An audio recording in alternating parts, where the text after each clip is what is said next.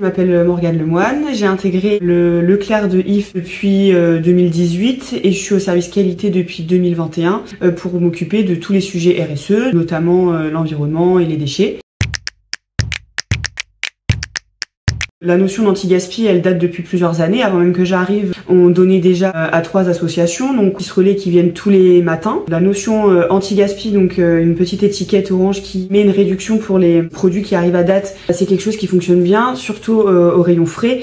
On a très peu de produits qui restent le lendemain, et ce qui reste le lendemain, c'est mis aux associations justement pour toujours garder en tête de ne pas jeter des produits qui sont consommables. On va avoir des outils également, comme un smartphone avec une application Wake2, et maintenant aussi un outil interne qui s'appelle Abaco Mobile, qui est par rapport à notre support informatique, qui nous permet de détecter les produits qui arrivent en date. Comme ça nous permet de pas faire un contrôle visuel chaque jour. C'est vrai que si la rotation pour X raisons est mal faite, ça nous permet de bien nous focaliser sur certaines références où on sait qu'il y a une date qui arrive au jour. Depuis le mois d'octobre, on s'est basé sur une charte réalisée par les Restos du Cœur qui explique qu'il y a certains produits qu'on peut même donner jusqu'à 12 mois. Donc ça nous permet de toujours plus donner parce que on n'est jamais à l'abri de retrouver des périmés dans nos réserves ou dans nos rayons. La sensibilisation auprès du personnel aussi, avoir cette réflexion de se dire ok, ma conserve est un peu poquée, qu'est-ce que j'en fais? Est-ce que je la jette ou est-ce que je la mets aux associations ou est-ce que je la mets en anti-gaspi?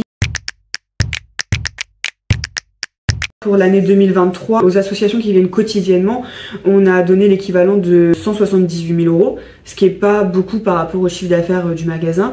Ça a un impact forcément positif, on évite d'aggraver notre impact environnemental, et il y a aussi ce volet associatif, puisque du coup on soutient également des associations. Donc évidemment pour nous l'anti-gaspi ça a été une bonne solution, pour eux un peu moins, donc le but c'est pas aussi de les lâcher et de toujours rester fidèles à nos associations qui nous suivent et nous soutiennent depuis des années, et puis financièrement quand même en fait ça a un impact puisque tout ce qui est donné c'est quand même en partie défiscalisé, donc c'est comme ça qu'on essaie de motiver les chefs de rayon et la direction.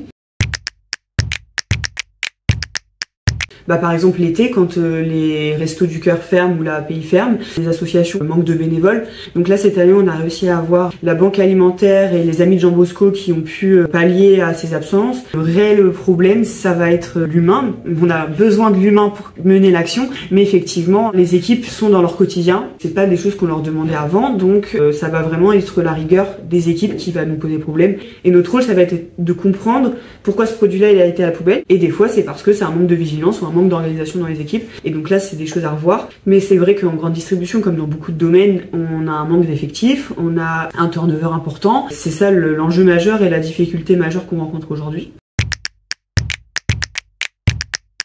Dans le gaspillage alimentaire, ça va principalement être les Restos du Cœur et la API. Comme ce sont nos partenaires majeurs, on va plutôt penser à eux quand on a des grosses quantités à donner, etc. En globalité, on est quand même plutôt bien, et c'est pour ça aussi qu'on se lance dans le label anti-gaspi, parce que on fait des choses depuis des années. L'idée c'est de valoriser le travail que font les collaborateurs au quotidien. C'est bien pour l'image du magasin, mais pas que, il y a beaucoup d'avantages, puisque le label il table sur évidemment la finalité des produits, mais il y a aussi ce qu'il y a en amont, à savoir comment bien commander, comment bien stocker ses produits. C'est là où nous on va pouvoir s'améliorer et vraiment progresser. Donc ça a du positif partout finalement, et l'aspect financier il se retrouve en travaillant sur l'anti-gaspi, donc tout le monde est gagnant.